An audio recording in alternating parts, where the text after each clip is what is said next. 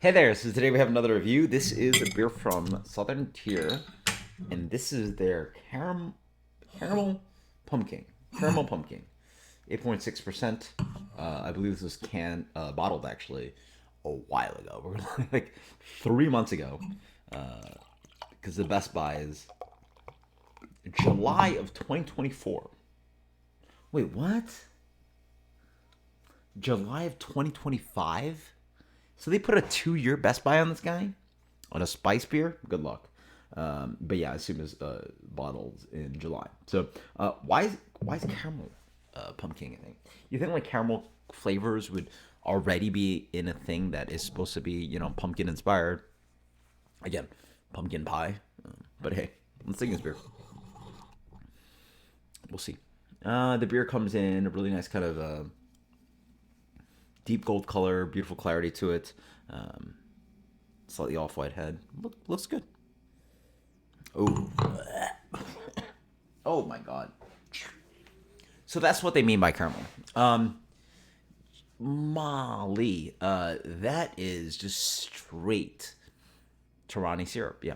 If you guys don't know what Tarani syrup is, it is the product they use at Starbucks.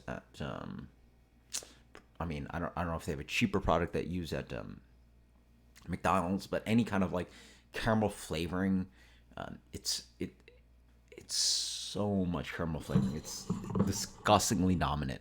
And for someone who doesn't drink like these kind of like, you know, pumpkin spice lattes and like caramel, flavored this, and I'm also just I don't eat desserts at all generally. So,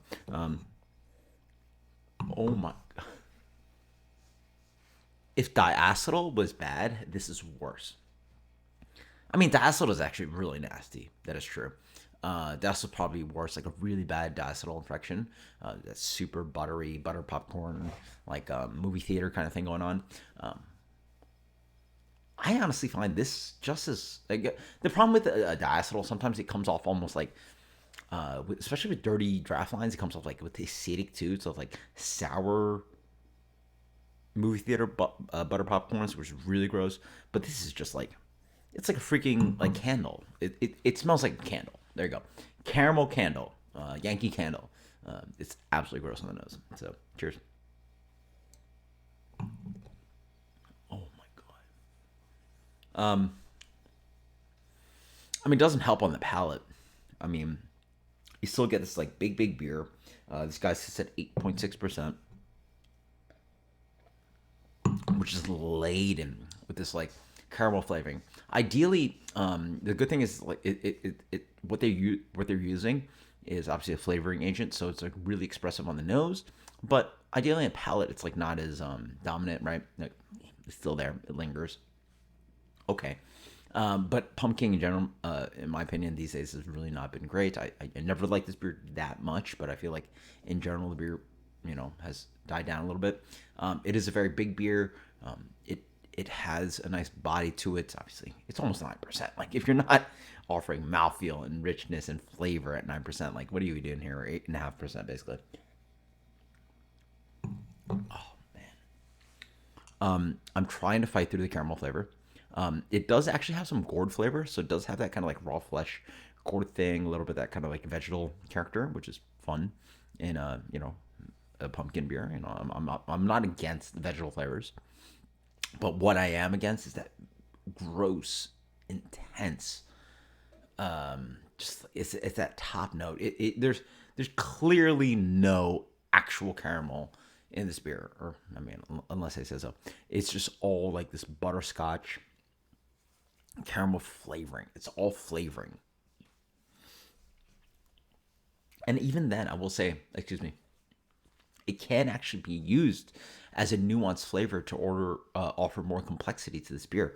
But it is so like it is it is honestly obscene how much they use to really like just like punch it in there. I'm gonna pour this guy out. I'm just not in the mood. I do not plan on drinking this. Like, and the worst thing about it is that it actually now gets worse and worse and reminds me more and more of diacetyl, and so it gets more butterscotchy instead of just like straight caramel. It's like butterscotch and like it's diacetyl and caramel flavor. Like to me, in my mind, if caramel can be an all flavor, it would be one. Oh my god, it's so. Yeah, that's the other note you get. Candy corn, which is one of the grossest things I've ever eaten. It's like candy corn, caramel, butterscotch.